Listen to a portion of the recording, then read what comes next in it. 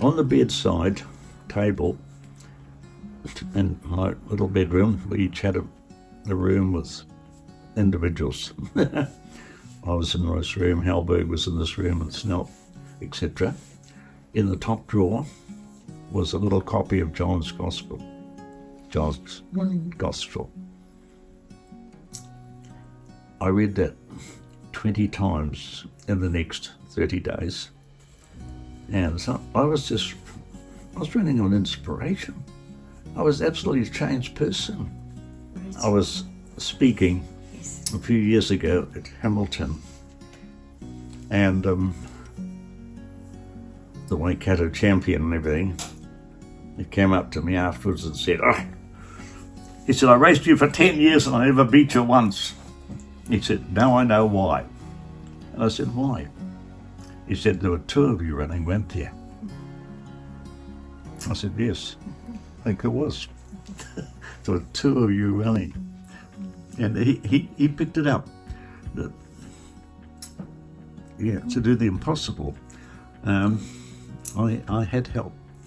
I'd be praying as I ran down the Via Appia of Rome. Yeah, it was a great highway that goes down into Rome for 10k.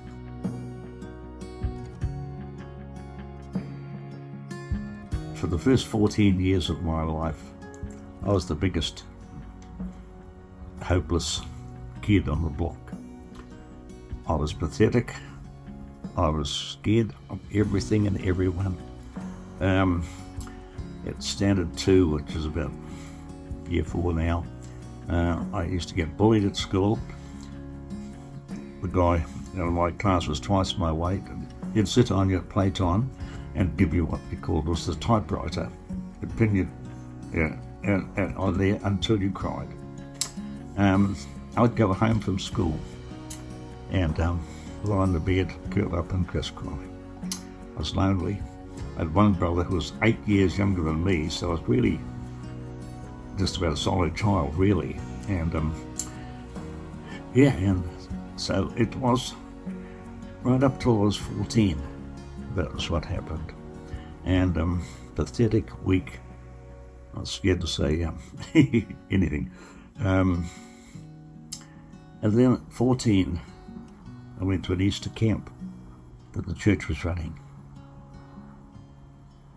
And on the Sunday morning, after the end of the service, the minister gave the challenge, will you give your life to Jesus Christ today? If so, come and kneel down at the front. And I did. So 14 years of my life, scared, pathetic, hopeless, this just filled my life. And that day changed my life. At 14 years of age, I walked out from that camp and I was a new person.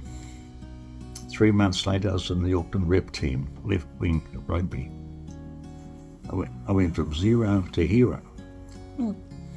Every game I played in, I scored a try. I had played for Mount Roskill for 3 years and never scored a try. And every week I was a new person. All because of going to that Bible class camp. And it was just as if a little voice was saying,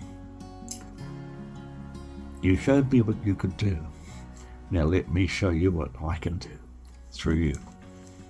And it never stopped. 18 New Zealand titles, 2 Olympics, 2 Commonwealth Games, sharing a world record. I was setting world records when I was 50, still. World records at 50.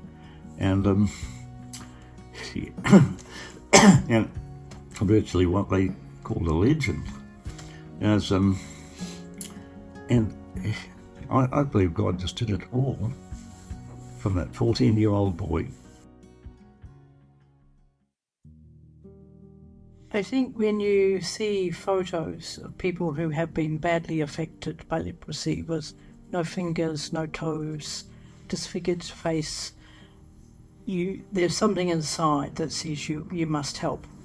You must help these people, and particularly I'm very keen on the fact that Leprosy Mission is doing a lot of research to try and prevent all that happening. But I suppose my motivation goes right back to when I was a child. I grew up in Onehunga Methodist Church, but I remember my mum making what they called an elephant boot, and she had asked for help from the ladies because the men who, or probably women as well, when their toes have gone, they've just got a stump, and when you're walking around, you can't get shoes for that. At some point later on, I started supporting myself when I became an adult, but I can't remember specifically when. But there came a point in our church when the previous money box collector wasn't able to carry on, so I started doing that. And we find that the money box system is a great way of supporting, because you just have a bit of spare money or too many coins in your pocket and you just put it in, and it's amazing how it mounts up. And it makes a great contribution. So, but yeah, when you see the people that are affected, just know the cost that it is for them. You just feel you've got to respond. Because they're treated differently. They're set apart, and and that's sad. And because to me, humanity is made for relationship and fellowship, of course, and love.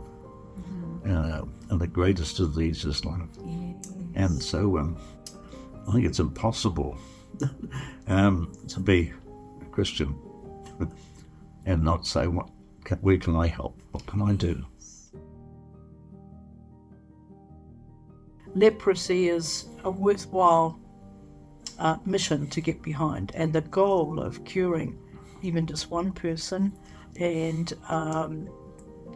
particularly the goal of eliminating leprosy, they're just worthwhile goals.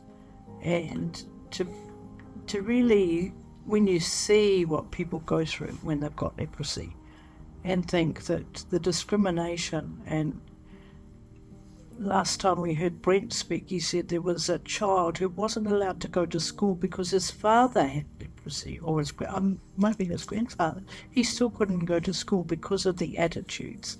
And you just think, that shouldn't be, it doesn't have to be. And we need to do whatever we can to change that.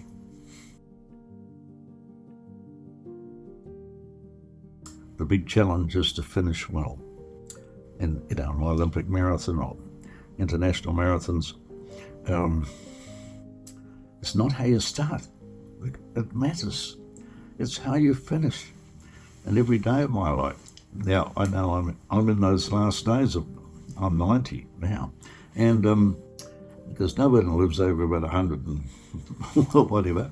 So, it's pretty special that we finish the race well and strong, and that it's never say never. You have to live. As today is the last day on planet Earth that you've got. And my morning prayer is, Lord, what would you have me to do today? Help me to be a channel of blessing for someone in this world. Can I change a life with a text or an email or a letter? And but life is a gift. It's a beautiful gift.